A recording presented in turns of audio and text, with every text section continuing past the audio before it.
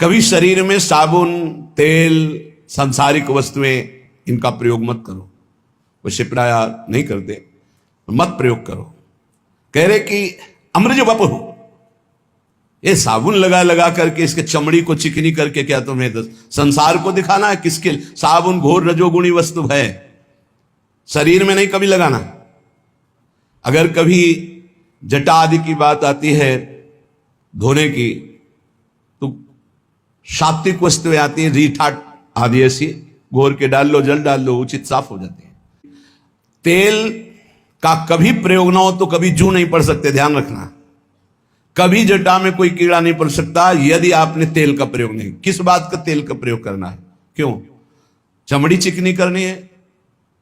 अब तो भाई सेटिंग फेटिंग सब पता नहीं चलता है कि क्या साधुता है, क्या वैराग्य की पद्धति, क्या नियम, कुछ पता ही नहीं चलता है। ये जिनके पास मोबाइल हो, टच वाला, इस दुश्मन को छोड़ो।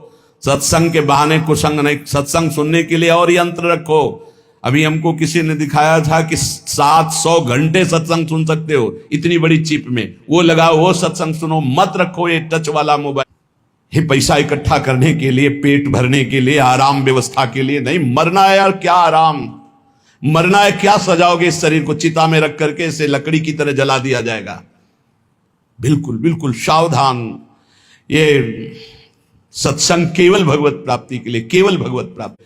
अभी जो समय भजन का है, भजन करके भगवत प्राप्ति कर लो, आगे समय आने वाला है नहीं।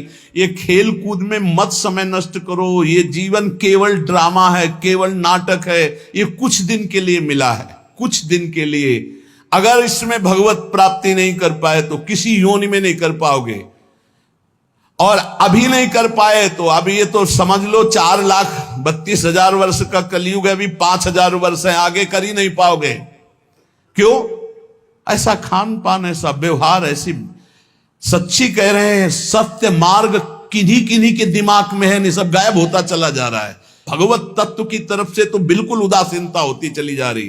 कोई बिरले महापुरुष हैं जो केवल भगवत प्राप्ति के लिए इस मार्ग में चल। बहुत ही माया का प्रभाव बढ़ रहा है, आगे चलकर ऐसा ही हो जाएगा। इसलिए हमारी प्रार्थना है, उन्नति प्राप्त करो, अध्यात्म उन्नति प्राप्त करो। कुछ नहीं है ये संग्रह परिग्रह भोगने की वासना का त्याग कर दो। नहीं, ये रोज हमारा चिल्लाना कोई लाभ नहीं दे पाएगा। लाभ तभी होगा जब पहले तुम बदलो। जब हम तुम बदलेंगे तब हम हजारों को बदल सकते हैं, पक्का विश्वास करो। अगर हम तुम तेजो में नहीं होंगे तो हम परास्त हो जाएंगे। ये माया परास्त कर देगी। काम, क्रोध, लोभ, मोह, मद, मत्सर, एकदम घुन्न शून्य बनो, एकदम पागल जैसे बनो। अपनी चित्त वृत्ति को निरंतर भगवदाकार में रखो। ये इसलिए प्यारे, प्रमाद मत करो, इधर उधर मत भटको, खान पान में मत फंसो, भोग विलासिता में मत फंसो। प्रियालाल के चरणों का आश्रय लेकर निरंतर भजन करते हुए भगवत प्राप्ति कर लो। यही जीवन का सार है, यही महामहिमा है। नहीं, न जाने कितने भगवान के अवतार हो गए, आचार्यों के अवतार हो गए, हमारी दुर्गति नहीं बंद हुई।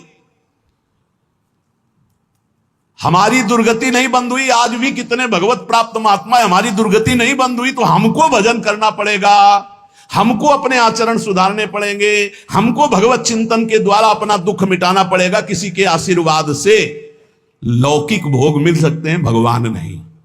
ध्यान रखना, भगवान के लिए स्वयं भजन करना पड़ेगा।